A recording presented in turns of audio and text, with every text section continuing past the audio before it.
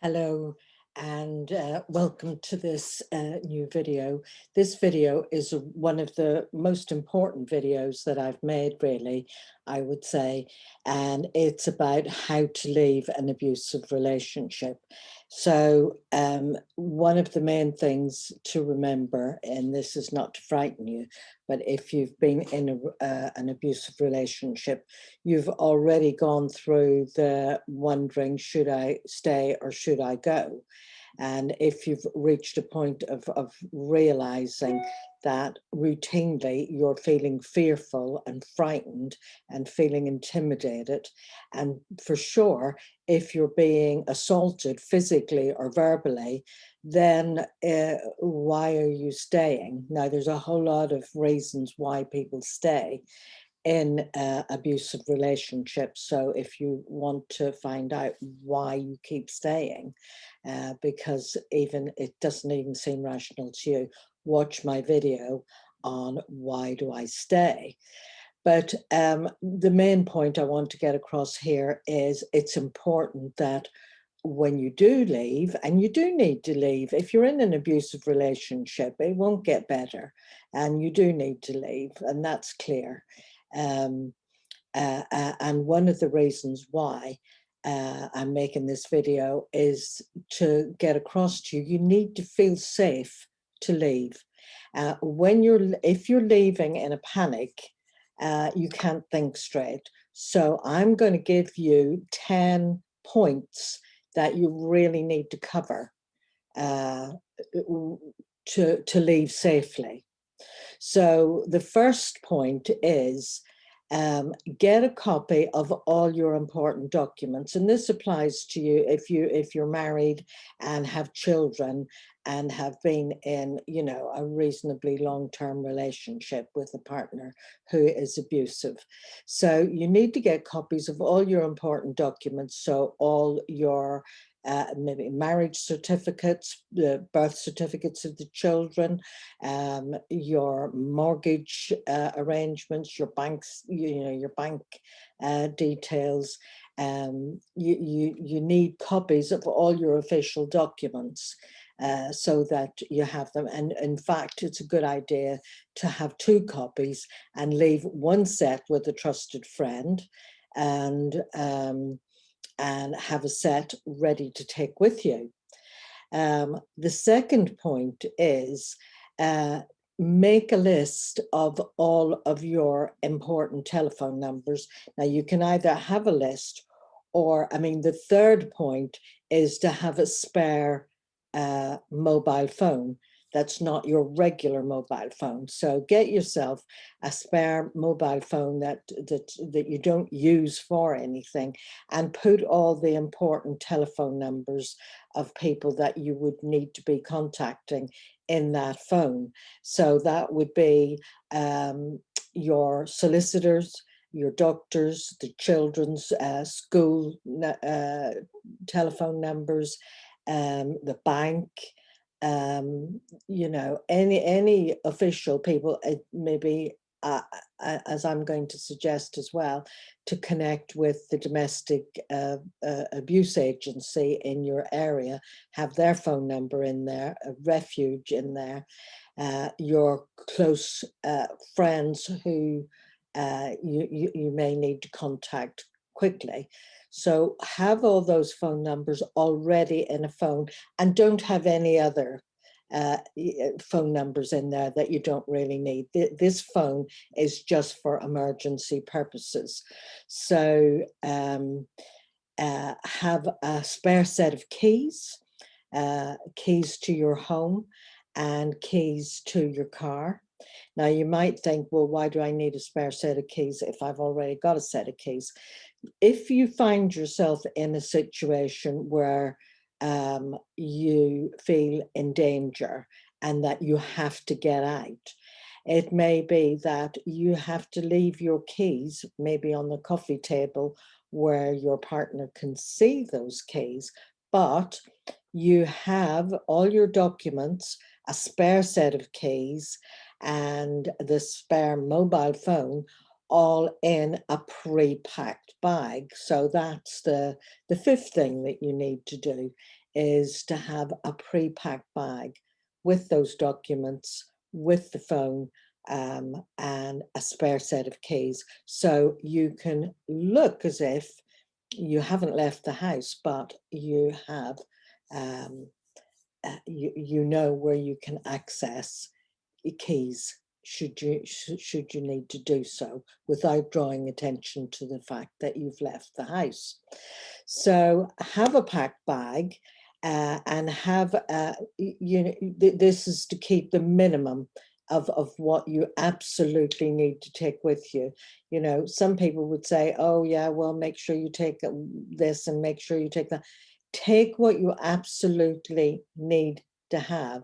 So of course, you know, have a change of clothes, have a warm jacket in case, you know, you haven't got a coat on, have walking shoes and maybe a pair of boots.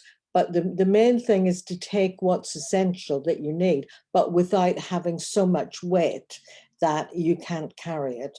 And particularly if you have children, you know, if you have children, you'll want a spare set of clothes for them, and maybe they're, you know, a favorite toy that they can have, and any medication that you or the children need, um, those things. And of course, in amongst your copies of documents, you'll want your passport and bank card details and all that sort of stuff in this pre-packed bag, which you will keep in a place um, that is outside the house. Now that may be at the side of your garage, or underneath a bush, maybe in a waterproof bag, but that it's somewhere that if you're leaving the house in a hurry, you can just pick it up and go. And it's not too heavy for you to carry. So it's about being able to get away quickly with everything that you need in it. So what you would also want in the mobile, the spare mobile, is a code word that you have agreed with a trusted friend or family member, that you know, the word is in there, ready to just text to the one family member or friend in particular, or maybe a group, that when they get this code word, it may be a word like exit or now, whatever word you agree, the word doesn't really matter as long as you've agreed with them that if they receive a call from you with this word, that means you are having to get out now fast. And it may be that you can have a pre-arranged that they will come and pick you up. And it may be that several people get that message, so at least if one of them doesn't see the message, someone else will. And you've arranged a place nearby, but far enough away, you know, out of sight of your home, where you can go and be picked up by someone. So the other thing that you'll need to think about is think about rehearsing your escape route from the house, depending on what room you're in, whether you're in the bedroom or the living room or the kitchen. Have it worked out already in your head which door you'll go out, whether you'll go out the front door or whether you'll go out the back door or a kitchen door. Have it already planned in your head how you're going to make your exit, and actually go through, rehearse that exit, because then that way you'll see whether, if you're having to leave at nighttime when it's dark, you'll know where the bins are or where any outdoor tables or chairs or things are that may be obstacles. So rehearse your route out of the house, and that may be rehearsing several routes, so that you've already, the main thing is you've already thought this through, you've already planned it. So when you're in the situation where you've got to get out, and you'll be full of adrenaline at that time. And when you're full of adrenaline, it's difficult to think straight. So that's why you need to have this all prepared in advance, thought through, planned, and that way it takes the pressure off you, because when the time comes that you do need to make your escape, you know that you've already got the plan in place and you don't have to start to think about it then. So, and if you've rehearsed your route out of the house, you can feel confident that you know you're not going to trip over a bin on the way out, because you've already sussed it out. So the other thing is to have already spoken to your domestic abuse agency, wherever that is in your area or country, that you've already made contact with them. Tell them that you have some concerns for your safety, that you're, at the time of the call, you're not leaving just then, but that you're concerned that in the near future you may have to make a relatively unplanned exit, but that you are making a safety plan. So you've got their number in your spare mobile phone, and if you need to ring it, you can ring it, and you've already given them the background of your story, and you just need to give your name, and they will already have all your details, so you don't have to go through that all again and introduce yourself. So that introduction has already been made. So that may be with your local domestic abuse agency or a local refuge, but also a trusted friend that you will have talked this through with. So you're not having to do that at the time of leaving. You've already planned where you can go or will go, and the thing is, if you have resources and you have to go, well, it may be you can afford to go and stay in a hotel, and it may be that you don't want to tell close friends exactly where you're going, because that way, if your partner does contact them, they can all say, well, I don't know where she is, and they're not lying. So one of the other important things, so this is 9th on your list, is to cover your tracks. So any of these things that I'm telling you to do, as you put them in place, make sure that you're not, if you write things down, that you don't leave bits of paper in the bin with things written on them, or even the impressions in a page underneath. So do check on your computer that you delete anything that you've history that you've got on there. Make sure that you delete that.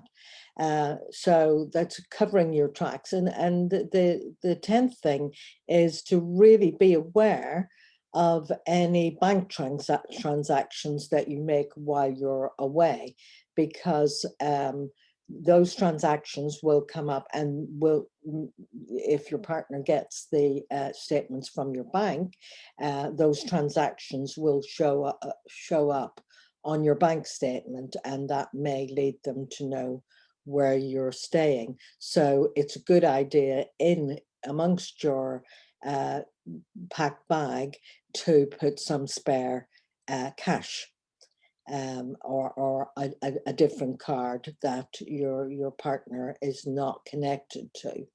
So the 10 things that you need to remember to do to have a safe exit plan is copies of all your important documents, including the children's. Leave one set with a trusted friend. Have a pack in the bag. List all the important phone numbers is the second thing to do. Have a list of all those important phone numbers. Thirdly, have a spare mobile phone that you've got all those numbers already entered into.